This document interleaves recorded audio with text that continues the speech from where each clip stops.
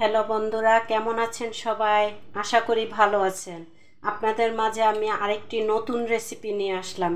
রেসিপিটি হলো দুধের শরবত।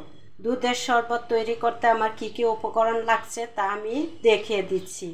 দুধ এখানে জাল করে একদম ঠান্ডা করে নিয়েছি।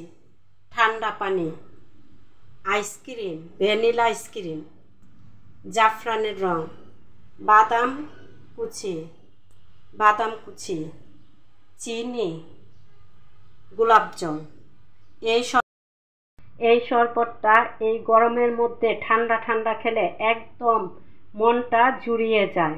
তাহলে চলুন বন্ধুরা, আমরা রেডি করে ফেলি দুধের শরবত।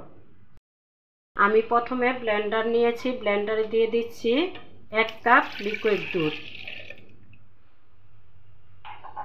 দিয়ে দিচ্ছি ঠান্ডা পানি 1 গ্লাস, দিয়ে দিচ্ছি 2 চামচ চিনি, দিয়ে দিচ্ছি 1 কাপ আইসক্রিম ভ্যানিলা, দিয়ে দিচ্ছি হাফ চামচ জাফরানের রং, দিয়ে দিচ্ছি গোলাপ জল 2-3 ফোঁটার মতো,